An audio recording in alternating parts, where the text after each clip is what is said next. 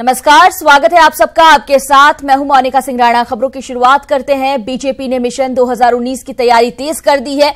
Party आज से श्यामा प्रसाद मुखर्जी का बलिदान दिवस मना रही है। 3 दिन तक पार्टी के नेता और कार्यकर्ता प्रदेश भर में जनता के बीच जाएंगे। पार्टी मतदाता सूची को दुरुस्त कराएगी। 3 दिन तक बूथों पर कार्यक्रम चलेगा। बीजेपी प्रदेश अध्यक्ष महेंद्र नाथ पांडे का आज चंदौली में कार्यक्रम है। वहीं महामंत्री संगठन सुनील बंसल का लखनऊ में कार्यक्रम है, तो महामंत्री विजय बहादुर पाठक का मुजफ्फरनगर में कार्यक्रम रखा गया है।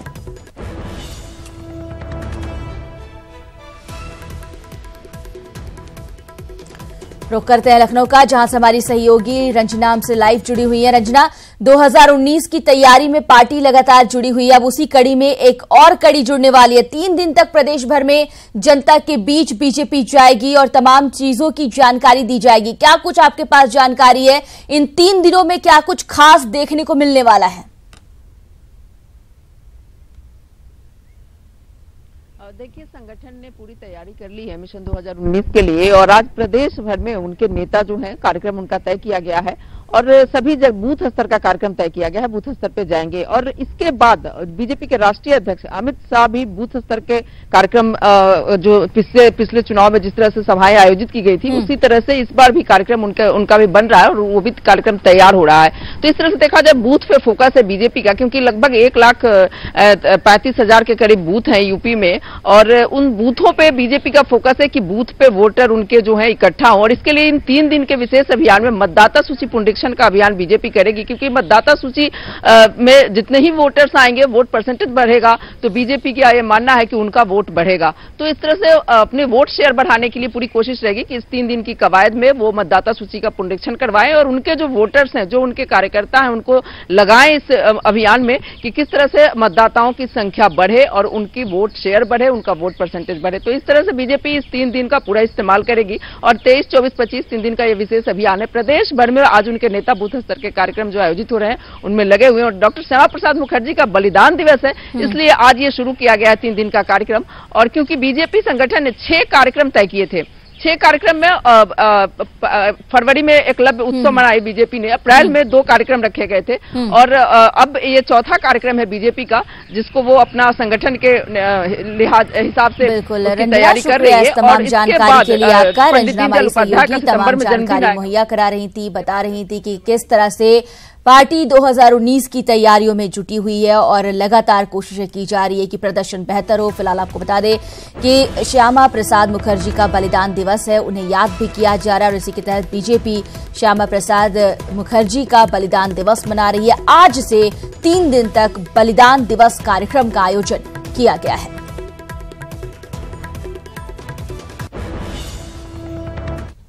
और अब बात यूपी में विभागों के विलय की।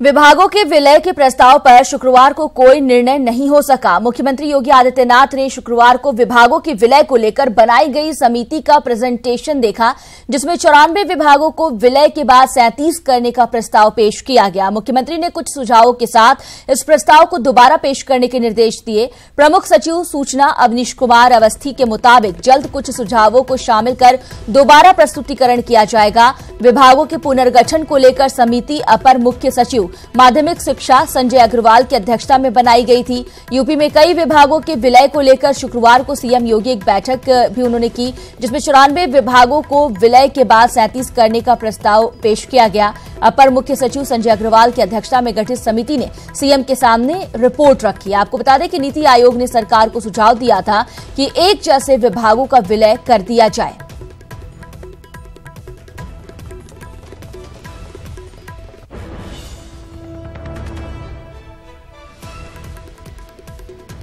मामला काफ़ी प्रारंभिक रूप से टेकअप हुआ है। बहुत सारे इनपुट सभी कमेटी के मेंबर्स और अध्यक्ष संजय अग्रवाल साहब ने दिए हैं। माननीय मुख्यमंत्री जी ने हर बिंदु पर चर्चा की है, लेकिन अभी कोई निर्णय नहीं हुआ है। अभी माननीय मुख्यमंत्री जी ने उसकी और डिटेल एनालिसिस करने का निर्देश दिया है और उस क्रम में अब और इस पर जो है आगे भी प्रेजेंटेशन देखेंगे। उसमें और कैसे सरकार के कार्यों में और जो विशेष रूप से जो लाभार्थी परक कार्य हैं उनको और कैसे स्ट्रीमलाइन कर सकें, अभी उसमें और काफ़ी तैयारी करने की आवश्यकता है। लेकिन जो प्रारंभिक रिपोर्ट सबमिट की है माननीय मुख्यमंत्री जी के समक्ष, सर ने उसके लिए जो है टीम के सभी सदस्यों को और अध्यक्ष जी को कहा कि एक कार्रवाई शुरू हुई है, अभी निर्णय जो है इसमें समझ। और अब आइए आपको एक रिपोर्ट दिखाते हैं कि विभागों के पुनर्गठन का क्या होगा ब्लूप्रिंट और कैसे सरकार इस पर करेगी काम।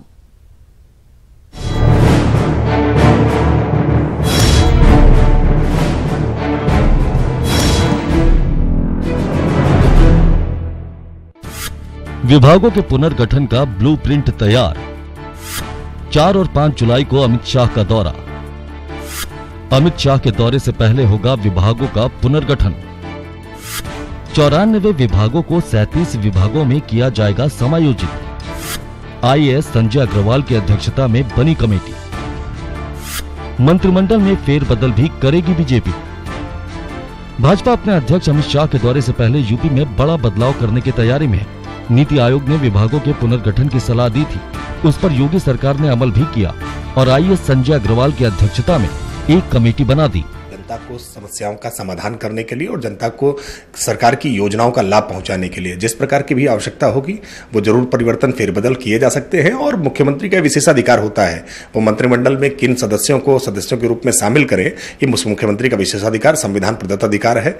जब उन्हें आवश्यकता होगी तो वो इसमें संदर्भ में उचित निर्णय लेंगे। कि ये एक अच्छी सोच का काम है और इसके माध्यम से अभी कुछ विभाग ऐसे हैं जहाँ पर कंपैरेटिवली काम कुछ कम है, कुछ विभाग ऐसे हैं जहाँ काम अधिक है। तो अगर मर्जर होता है तो इसके माध्यम से ऐसा प्रतीत होता है कि काम का यूनिफॉर्म डिस्ट्रीब्यूशन होगा। यूनिफॉर्म डिस्ट्रीब्यूशन होने से जिन लोगों के पास काम कुछ कम है तो उनका काम बढ़ेगा और जो लोग ओवरलोडेड हैं उनका काम में निश्चित रूप से एक सीमित उनके पास कार्य होगा। कमेटी की रिपोर्ट के मुताबिक परिवार कल्याण, आयुष, मेडिकल एजुकेशन, मातृ एवं शिशु कल्याण को स्वास्थ्य विभाग में, बेसिक, माध्यमिक, उच्च तकनीकी शिक्षा और प्रोफेशनल एजुकेशन को मिलाकर शिक्षा विभाग, गन्ना विभाग, सूखा राहत विभाग, कृषि विभाग, कृषि अनुसंधान, खाद्य प्रसंस्करण विभाग को कृषि विभाग में, स्टाम्प, मनोरंजन कर, बांट माप विभाग, ऐसे ही मिलते जुलते विभागों को राजस्व विभाग में जोड़ने की योजना है। लेकिन विपक्ष का कहना है कि इससे भ्रष्टाचार बढ़ेगा। आम आदमी तक अगर आपको राहत पहुंचानी है तो ये कहा जाता है कि सत्ता का जितना विकेंद्रीकरण होगा उतना लोगों को राहत मिलेगी। जितना सेंट्रलाइज आप करते जाएंगे उतना भ्रष्टाचार बढ़ने के चांस हो जाएंगे और आम आदमी को सहूलियत नहीं मिल सकती, क्योंकि सरकार की मंशा केवल भ्रष्टाचार करने की है। इसलिए ये सेंट्रलाइज कर रहे हैं कि सेंट्रलाइज करके कितना आप लूट सकते हैं। बीजेपी के राष्ट्रीय अध्यक्ष अमित शाह के दौरे से पहले योगी सरकार विभागों के मर्जर को लेकर अपना काम पूरा कर लेगी। ये माना जा रहा है कि अमित शाह विभागों का मर्जर का मामला हो या मंत्रिमंडल में विस्तार का और फेरबदल का, सब पर अंतिम मुहर लगाएंगे अपने यूपी दौरे में। कैमरामैन गोपी गिरी के साथ रंजना, न्यूज 18 लखनऊ। और अब बात करोड़ों के घोटालेबाज की करते हैं। यमुना एक्सप्रेस वे अथॉरिटी के पूर्व सीईओ पीसी गुप्ता को नोएडा पुलिस ने गिरफ्तार कर लिया है। पीसी गुप्ता को मध्य प्रदेश के दतिया से गिरफ्तार किया गया। गुप्ता पर यमुना एक्सप्रेस वे के लिए हुए भूमि अधिग्रहण में 126 करोड़ के घोटाले का आरोप है। पीसी गुप्ता ने किसानों की जमीन पहले अपने सगे संबंधियों और रिश्तेदारों से औने पौने दाम में खरीदवाई और फिर बाद में एक्सप्रेस वे के लिए उसी जमीन का अधिग्रहण ऊंची कीमतों पर कर लिया। पीसी गुप्ता सपा और बीएसपी दोनों ही सरकार में यमुना एक्सप्रेस वे अथॉरिटी के सीईओ थे। गुप्ता की गिरफ्तारी के बाद ऐसा माना जा रहा है कि इस मामले में कुछ और अधिकारियों और नेताओं की जल्द ही गिरफ्तारी हो सकती है।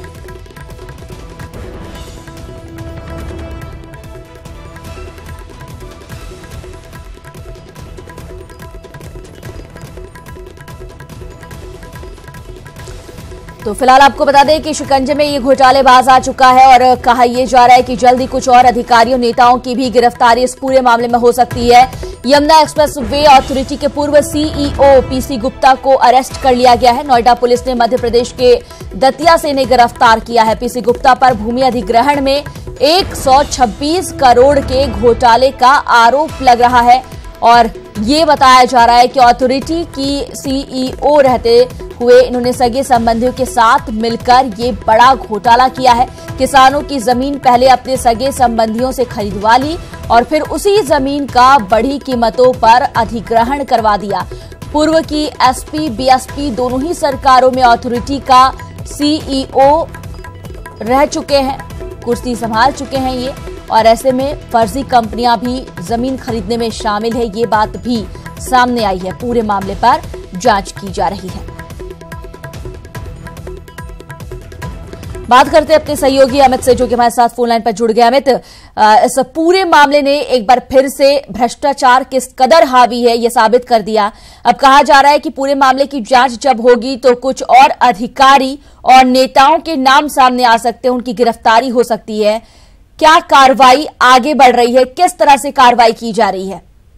जी मोनिका, बता दूं, रात जो गौतम बुद्ध नगर पुलिस है उसने दतिया के मध्य प्रदेश के दतिया से पीसी गुप्ता को गिरफ्तार किया था। पीसी गुप्ता पे आरोप था जो यमुना प्राधिकरण के मास्टर प्लान था उससे हटकर लगभग 126 करोड़ की जमीन खरीदी थी, और जमीन जो खरीदी थी किसानों से सस्ते दर पर अपने रिश्तेदारों के नाम खरीदी थी, और मास्टर प्लान से हटकर उस जमीन का यमुना प्राधिकरण से मुआवजा उठवा दिया। उसके बाद इसकी जाँच के लिए डॉक्टर प्रभात कुमार ने आदेश दिए। जांच में पाया गया कि पीसी गुप्ता ने सुनियोजित तरीके से जमीन घोटाला किया है। लगभग यमुना प्राधिकरण को 126 करोड़ का घाटा दिया है। तो उसी की जांच में फिर प्रभात कुमार ने पीसी गुप्ता के खिलाफ एफआईआर के आदेश दिए। इसके बाद कल देर रात पुलिस ने मध्य प्रदेश के दतिया से पीसी गुप्ता को गिरफ्तार कर लिया गया। आपको बता दूं कि ये बसपा सरकार और सपा सरकार के सबसे टॉप मोस्ट अधिकारियों में थे, और 10 साल तक लगातार ग्रेटर नोएडा यमुना प्राधिकरण में एक पद बदल के रहते रहे, और कई ऐसे लोगों के साथ, कई ऐसे नेताओं के साथ इन्होंने जमीन का घोटाला किया है। और अब इस जांच में कई बड़े लोग, चलिए, एक बड़ा घोटालेबाज गिरफ्त में आ चुका है। शुक्रिया अमित इस तमाम जानकारी के लिए आपका।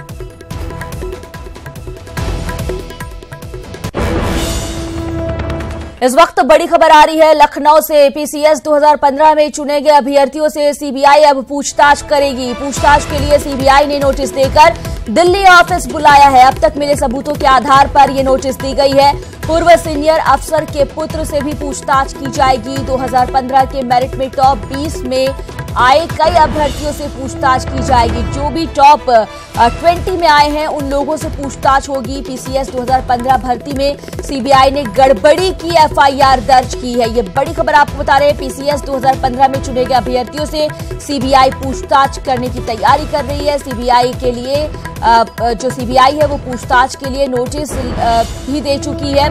बात करते हैं अपने सहयोगी ऋषभ मणि से। ऋषभ, पीसीएस 2015 में जो अभ्यर्थी चुने गए, जो टॉप 20 में आए, उनमें से कई अब लोगों से पूछताछ की तैयारी की जा रही है। ये पूरा मामला क्या है, पूछताछ क्यों होगी और ये पूछताछ कब तक शुरू होने वाली है?